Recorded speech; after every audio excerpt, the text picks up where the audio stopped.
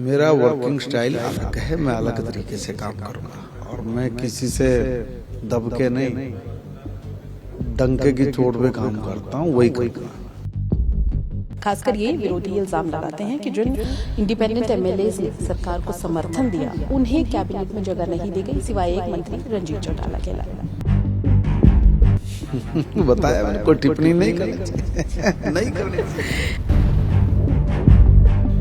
कि चाह गई चिंता मिटी मनुआ बेपरवाह, जिसको कछु न चाहिए उसे आओ का शहंशाह। मैं तो शहंशाह वाली जिंदगी जी रहा था जी। किससे डर गई बीजेपी? क्यों, क्या हुआ? ये राक्षस हैं क्या? ये हमें खा जाएंगे हैं? क्यों डरेंगे भाई? आतंकवादी हैं ये लोग। अगर ये बेचारे कांग्रेस वाले घूम फिर के कहीं 5-7-10 वोट बनावे तो शाम में उसका एक भाषण आ जाता है, वो 100-200 निपटा देता है, खत्म ही कर देता है। मतलब हमारा दोष कहाँ है इसमें? बीते दिन हरियाणा के सभी मंत्रियों को जो है अपने अपने पोर्टफोलियो मिले हैं और हमारे साथ राज्य मंत्री महिपाल ढांडा जी है जिनके पास पंचायती विभाग है और बात करें तो बहुत अहम विभागों में से ये एक है। तो बातचीत करते हैं किस तरीके से देखते हैं जो जिम्मेदारी आपको दी गई है, क्योंकि हरियाणा में बहुत ज्यादा अधिकतर जो क्षेत्र है वो गाँव का है और ऐसे में पंचायतें भी बहुत ज्यादा संबंधित है, तो उनकी भी कुछ समस्याएं हैं। आपकी सर किस तरह से प्राथमिकता रहेगी और अपने काम को आगे कैसे बढ़ाया जाए? देखिए, दो विभाग हैं, पंचायत भी और कोऑपरेटिव भी, तो दोनों अपने आप में बहुत महत्वपूर्ण डिपार्टमेंट है। इस प्रदेश का डेवलपमेंट, कहीं भी आप जाएंगे तो उसका गांव कैसा है, गांव की बुनियादी चीजें जो भी उसमें होनी चाहिए वो सारी की सारी बुनियादी चीजें पूरी हो गई है कि नहीं हो गई हैं। क्योंकि पूर्व में मुख्यमंत्री मनोहर लाल जी ने कुछ ऐसी योजनाएं बना के चालू की थी कि जिसमें ये सारी मूलभूत सुविधाएं उसमें ऑलरेडी मुझे लगा है कि भाई हो ही जानी चाहिए थी, वो हुई भी हैं।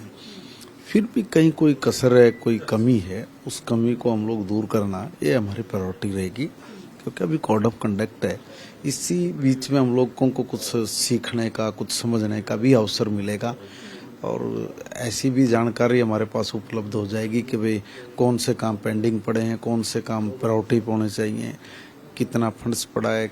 बहुत सारे इश्यूज ऐसे हैं जो एकदम बैठ के बोलने से नहीं, बल्कि कुछ करने और समझने से ध्यान में आएंगे, तभी हम लोग उनको इम्प्लीमेंट कर पाएंगे। कोऑपरेटिव में ये सही है कि अगर ध्यान से देखें और समझें तो ये बहुत इम्पोर्टेंट डिपार्टमेंट है। इसके जरिए आप लाखों लाख लोगों को रोजगार दे सकते हैं, रोजगार पे खड़ा कर सकते हैं। कोऑपरेटिव ने महाराष्ट्र में, गुजरात में, उड़ीसा में, तेलंगाना में भी बड़ा अच्छा काम, कई स्टेट्स में ऐसा काम है कि लोग इधर उधर ताक झाक करते हैं, वो सिर्फ कोऑपरेटिव के माध्यम से ही अपनी अर्न करते हैं और बहुत बड़ा सेटअप उन्होंने कोऑपरेटिव के जरिए खड़ा किया। बहुत सारे ब्रांड ऐसे बनाकर कोऑपरेटिव के माध्यम से वो लोग चला रहे हैं कि वो चला ही रहे हैं, उनके नीचे बहुत बड़ी संख्या में रोजगार के भी उन लोगों ने सृजन किया हुआ है। तो ऐसे उस पर विशेष फोकस करके यहाँ के लोगों को रोजगार के लिए नए साधन सृजन करना, ये मेरी प्रायोरिटी रहेगी। कुछ ब्रांड्स बनाना, हमारे शुगर मिल्स कैसे चल रहे हैं, हमारे दूध के उत्पादन कैसे चल रहे हैं, उसमें हम लोगों को कहाँ स्टैंड करने की ज़रूरत है। मार्केट में हमारे हैफड़ से लेकर जो दूसरे जो कॉर्पोरेट से संबंधित चीज़ें हैं उनको एक बार वॉच करना है, उनको एक बार समझना है और समझ के उनको लागू करना है, ये मेरी प्रायोरिटी रहेगी। तो पिछले जिनके पास ये मंत्रियों के पास विभाग रहे हैं, क्या वो फाइलें आपने मंगानी शुरू करी है? क्योंकि अगर कोऑपरेटिव की बात करें तो आपको पता भी होगा कि एक जांच भी चल रही है उस मामले में।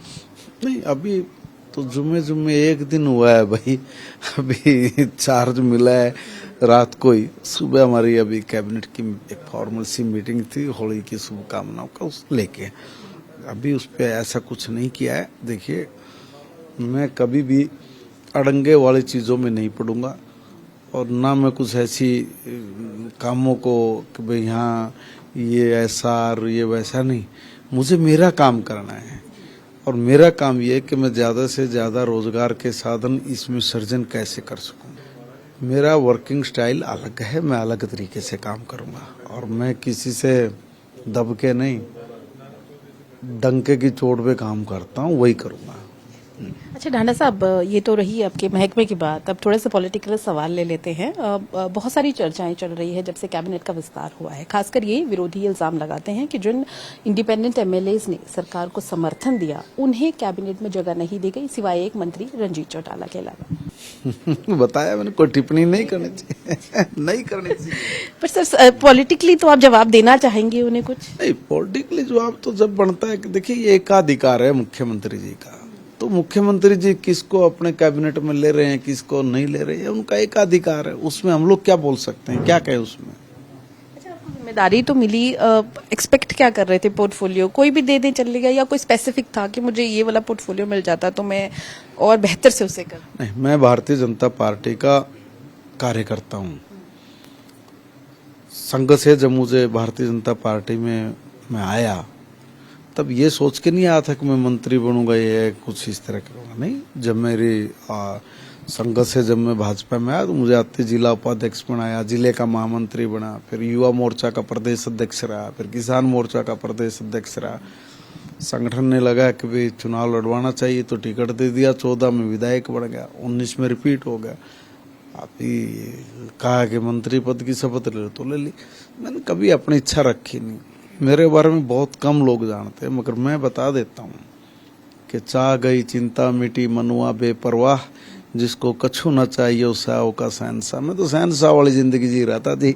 अब जिम्मेवारी बड़ी है, इस जिम्मेवारी को भी बहुत आनंद के साथ, ईमानदारी के साथ और दृढ़ इच्छा संकल्प शक्ति के साथ सिद्धि तक लेकर जाएंगे। ये अपना रहेगा पूरे समय में। हम एक चीज देख रहे हैं, दिल्ली में आप जिस तरह से एक्साइज पॉलिसी में अरविंद केजरीवाल गिरफ्तार हुए, लगातार भाजपा पे आरोप लग रहे हैं, वेंडेटा पॉलिटिक्स की जा रही है, राजनीति में बदला लिया जा रहा है। और अब जो इंडिया अलायंस है, आज से 1 साल पहले देखेंगे तो उनके बयान कुछ और होंगे और आज देखेंगे तो बयान एक साथ नजर आ रहा है। कह रहे हैं कि इंडिया ब्लॉक से घबरा कर बीजेपी ये सब कर।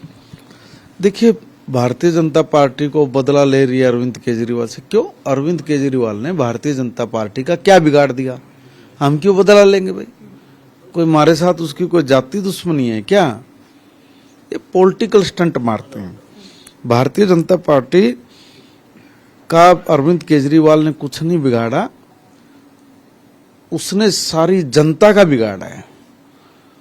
जनता के पैसे को खाना, चोरी करना, क्या ये पाप नहीं है? अगर पाप करेगा तो मुख्यमंत्री जी हैं इसलिए बख्श दिए जाएंगे, मंत्री हैं इसलिए बख्श दिए जाएंगे। कानून क्यों बख्शेगा? इसका मतलब तो ये हुआ कि अगर वो चोरी कर लें और चोरी करके उनको छोड़ दें तो उनको परमिट है। ये कांग्रेस के राज में होता था ये कि इस तरह लूट मचाओ और फ्री हो जाओ, कानून उसको सजा देगा। आम आदमी पार्टी कह रही है कि बीजेपी डर गई है। किससे डर गई बीजेपी? आम आदमी पार्टी से डर रही है। क्यों? क्या हुआ?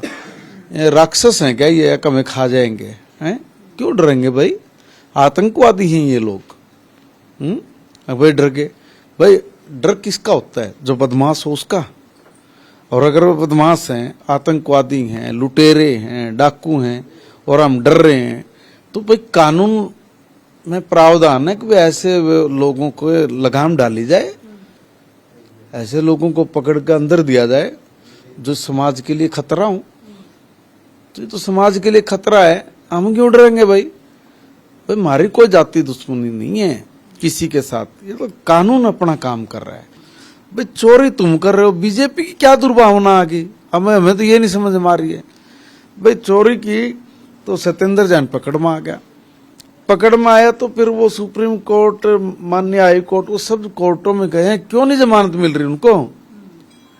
मनीष सिसोदिया था, बड़ा ईमानदार है जी, बड़ा बड़ी आदमी है जी, तो क्या हुआ उसका? वो को बीजेपी ने कर दिया क्या? वो भी तो माननीय कोर्ट में है भाई। इनका संजय सिंह था, ये चोर चोर मुसेरे भाई हैं।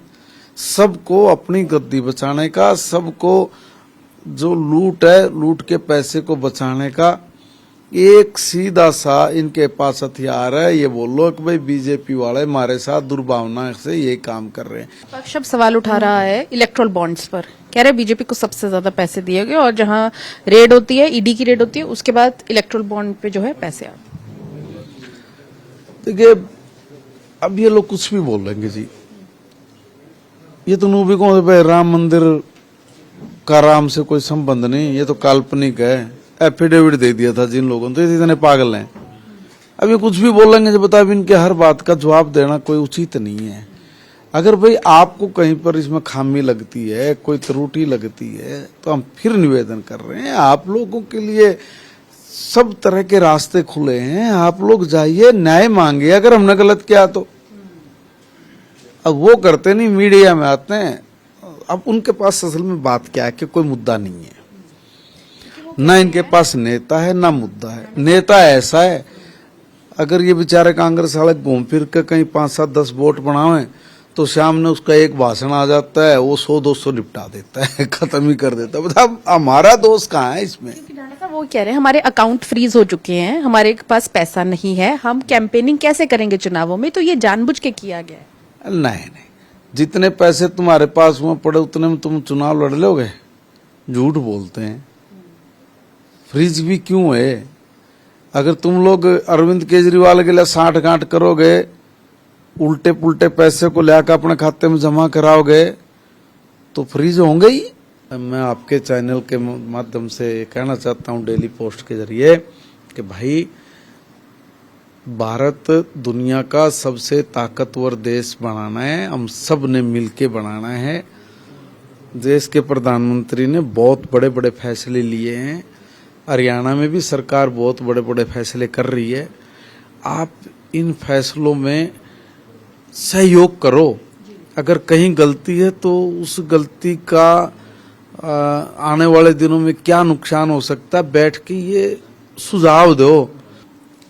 देश के एक एक व्यक्ति से सुझाव मांग रहे हैं। गांव में जाएगी वैन, पेटी लेके जाएगी, आप लिखो, अपना सुझाव लिख कर डालो कि जी विकसित भारत बनाना तो ये काम होना चाहिए। हम उन सुझावों को मानेंगे। देश के लोगों के सुझाव के आधार पे ही भारत को हमने खड़ा करना है। अरविंद केजरीवाल कह रहे हैं कि जेल से सरकार चलाएंगे। हाँ, कहीं से भी चलाओ और कहां से चलाएगा। अब उसने जब, भाई एक बात बता रहा हूं, जब गया जेल में तो चलाओगा, मगर ये चलाएगा ऐसा नहीं है। आम आदमी पार्टी के, मेरे हिसाब से, मेरा आकलन है जी, मुझे लगता है कि सारे आम आदमी पार्टी के नेता ये खुश हो रहे हैं कि भीतर चलाएगा, बोले रैंत कटेगी, बहुत बढ़िया हो गया, अगले कभी भी हमारा नंबर पड़ जाएगा।